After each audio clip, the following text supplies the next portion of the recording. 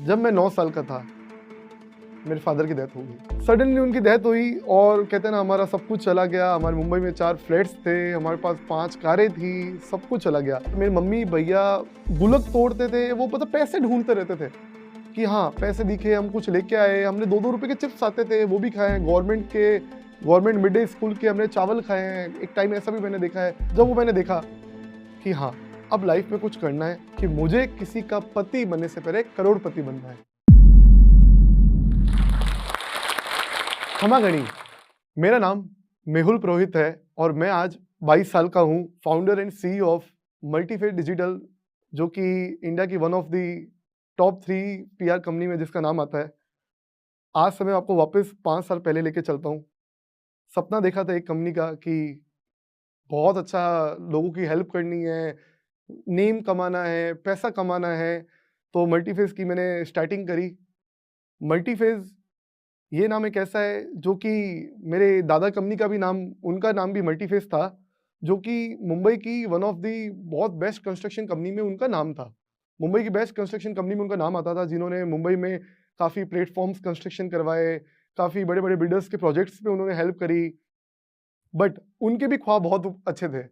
तो वो इंडिया का सबसे नंबर 1, मतलब कहते हैं ना वाइन का एंड बियर का प्लांट लेके आने वाले थे गोवा के अंदर। तो सडनली उन्होंने कहते हैं ना काफ़ी क्रेडिट लिया था करोड़्स का, इन करोड़्स मनी। सो हुआ क्या, इन रोड एक्सीडेंट उनकी डेथ हो गई। हमारा सब कुछ चला गया। हमारे मुंबई में 4 फ्लैट्स थे, हमारे पास 5 कारें थी, सब कुछ चला गया। मतलब हम यहाँ थे, कहते हैं ना जीरो हो गए। उसके बाद एक और सबसे बड़ा झटका, जब मैं 9 साल का था, मेरे फादर की डेथ हो गई।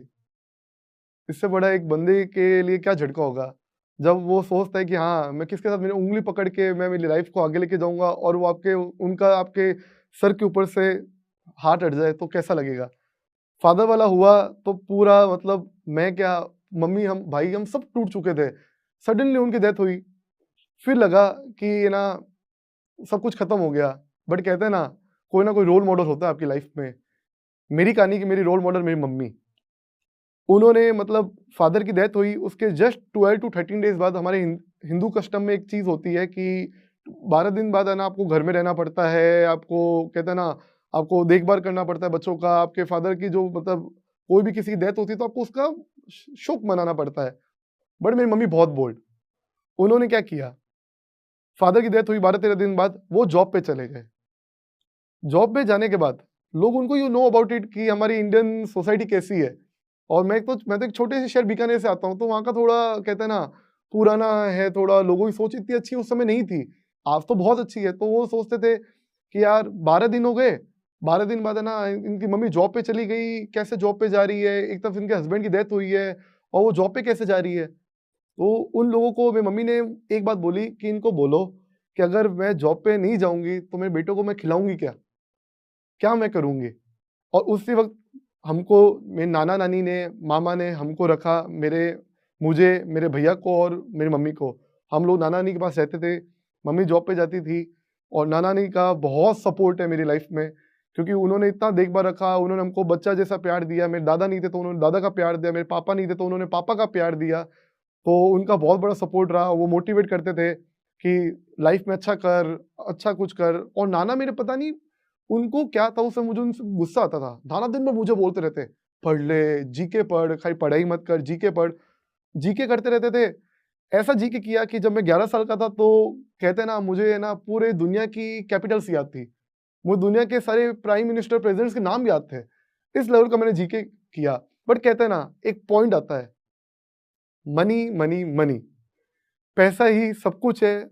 एक कहावत जो लोग बोलते हैं वो सही है। मैंने वहाँ सोचा कि यार पैसा है तो सब कुछ है। पैसा भी कमाना है, फ़ेम भी कमाना है, क्योंकि मैंने स्टोरी ऐसे देखी है। अब इसको यूँ लेके जानी थी अप में। तो एक पैसे कमाने का जुनून था और एक कहते हैं ना आग थी अंदर की हाँ, लोगों तक मेरा नाम पहुँचे, मुझे नाम करना है, मुझे है ना मुझे टेडेक्स में डिलीवर करूँ, लोग मुझे देखें, ये फ़ेम का था। तो एक एंट्री होती है, एक कहते हैं ना पर्सन की, जिन्होंने ना एमएलएम का प्लान लेके आए वो कि ना, और उन्होंने मेरे मामा मम्मी को बताया कि ना ये एमएलएम का प्लान है, आप इसको देखो, करो। मम्मी को मामा को इंटरेस्ट आया नहीं है, बट मुझे ज़रूर आ गया इंटरेस्ट। और उस समय मैं था 16-17 साल का। कि हाँ, मुझे महीने का 1-2 हज़ार कमाना है और मैं इससे जुड़ता हूँ। 1-2 हज़ार कमाना है मुझे, मैं इससे जुड़ता हूँ। मैं उससे जुड़ गया। मैंने काम चालू किया, मैं उस समय 1-2 हज़ार की जगह मैं 10 हज़ार महीना कमाने लग गया और मैंने कहते हैं ना किसी चीज़ का कभी कहते हैं ना थैंक यू बोलना चाहिए, कभी उसके बारे में बुराई नहीं करनी चाहिए, मैं थैंक यू भी बोलूँगा। वहाँ से मैं मेरी मार्केटिंग स्किल सीखा, वहाँ से मैंने ना डेढ़ 2 सालों में कहते हैं ना 4 से 5 लाख रुपए अर्न किए। जहाँ लोग नहीं कमा पाते मैंने वहाँ पे भी अर्न किया, बट सैटिस्फैक्शन नहीं था। लाइफ में सैटिस्फाइड नहीं था कि कुछ अच्छा करना है, लोगों की हेल्प करनी है। जब कोविड आ रहा था, कोविड में पता है हमको सब लोगों के साथ क्या हुआ, किसी लोगों की घर में डेथ हुई, किसी घर पे पैसे नहीं है, बट मैं कोविड के अंदर पैसा बना रहा था।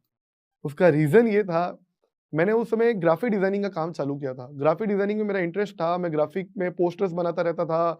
उस समय कंपनी आई थी कैनवा।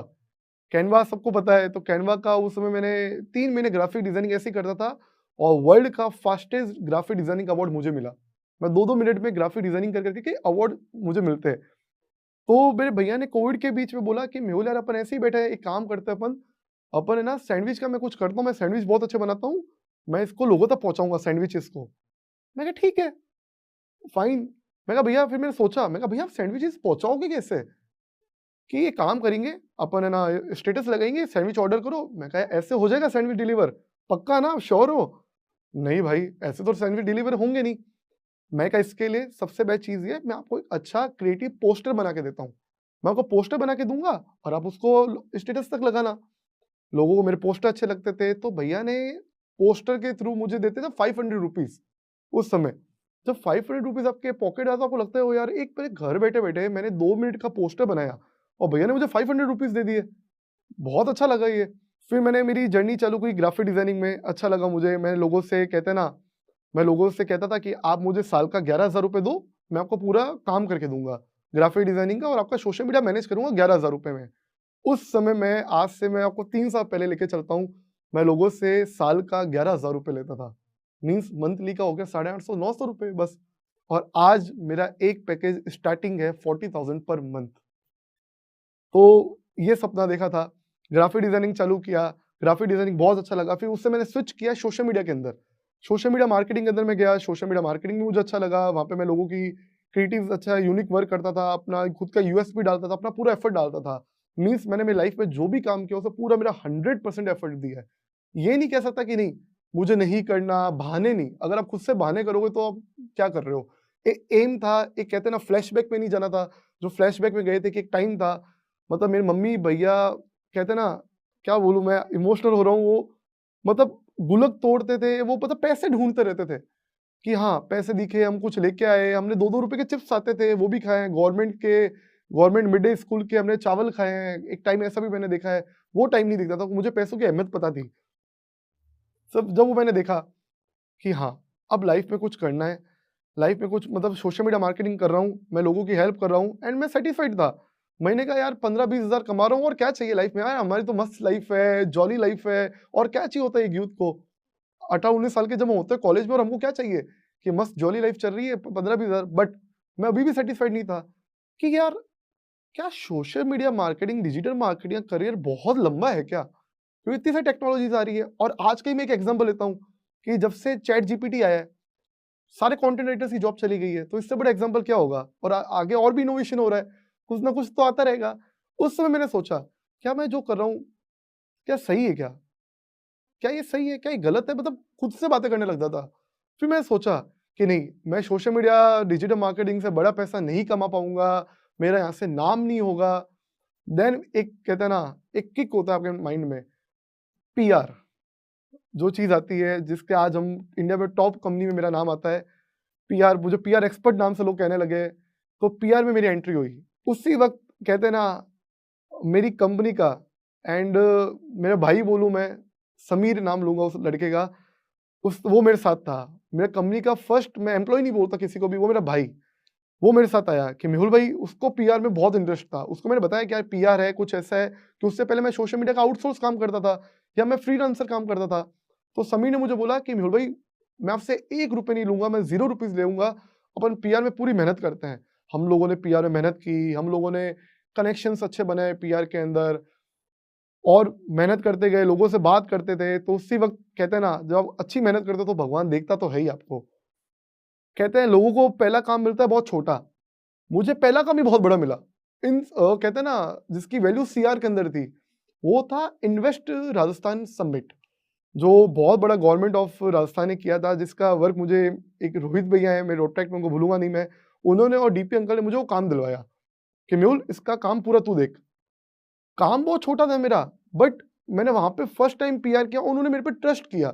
वहाँ मैंने पीआर का काम चालू किया, पीआर मैंने न्यूज़ आर्टिकल्स उनको लगे, उनको बहुत अच्छा लगा और वहाँ से मुझे पहला ब्रेक मिला मेरी लाइफ़ का। लोगों को मेरा पीआर अच्छा लगना, मुझे खुद को कॉन्फिडेंस आया कि यार मैंने आज एक पीआर निकाला, मतलब मुझे लगे खाली कितने 1-2 घंटा लगे और मैंने इतना मनी अर्न कर लिया, बट मेहनत बहुत लगती है आपकी। मुझे इतना अच्छा लगा तो मैंने सोचा कि नहीं, मुझे पीआर करना है। और आपको मैं बता दूँ सबको, पीआर एक ऐसी इंडस्ट्री है जो अभी तक सबसे अनडिस्कवर है, जिसको अभी तक 97.8% लोग नहीं समझ पाए हैं पीआर को, ना कोई उसमें जाना चाहता है। पीआर के अंदर मैं गया, मैंने वहाँ पे काफ़ी चीज़ सीखी, लोगों से कनेक्शन बनाने चालू किए, पर कहीं न कहीं पता नहीं कुछ ड्रॉबैक था। लोग मुझसे पीआर नहीं ले रहे थे, उनको प्राइस ज़्यादा लग रहा था, क्योंकि you know about it, north west का जो मार्केट है, वो बहुत फ्लक्चुएटेड है। राजस्थान, दिल्ली, मुंबई, यहाँ पे लोगों को प्राइस का बहुत इश्यू रहता है और वो सही है, क्योंकि एक जो चीज़ है वो 3,000 रुपए की है और वो आप तक पहुँच रही है 20,000 रुपए की, तो वो चीज़ गलत है। वो चीज़ आप अगर आपके पास 10 तक पहुँचे तो वो बहुत कन्वीनिएंट है। तो मैंने 20 का ब्रेक खत्म किया। उसके बाद पीआर मेरा लोगों को काम और अच्छा लगा। मैंने ब्रांड्स को इंस्टाग्राम पे डीएम्स करता था, उनको मैसेजेस करता था कि आप मेरा काम देखो, लोगों ने ट्रस्ट बिल्ड किया, लोगों को अच्छा लगा। देन एंट्री होती है, कहते हैं ना आपको सबसे बड़ा ब्रेक, एक वन ऑफ आईपीएल की टीम का काम मुझे मिला। बहुत बड़ा ब्रेक था मेरी लाइफ में वो, कि एक आईपीएल टीम का मुझे काम मिला। वहाँ पे मैंने उनकी मार्केटिंग देखी, उनका काम समझा, एक्सपोज़र मिला। उसके बाद मुझे वन ऑफ ऑडियो ब्रांड का काम मिलना चालू हुआ। ऐसे करते ब्रांड्स की स्टार्टिंग होती गई। एक ड्रीम था एक बंदे, मतलब मेरा महीने का 1000 रुपए कमाऊँ। उसके बाद ड्रीम बनाया मुझे महीने का 10,000 कमाना है, कि नहीं 50,000 मेरे लिए सफिशिएंट है। और आज मैं महीने का, कहते हैं ना, लाख में अर्न कर रहा हूँ। राइट नाउ मैं जिस पोज़ीशन पे हूँ, आज मैं पर मंथ कोई एक गाड़ी खरीद सकता हूँ। अगर आप लाइफ में कुछ भी सोचते हो और आपका ईमानदारी से सोचते हो, तो आपकी हर चीज़ पूरी होती है।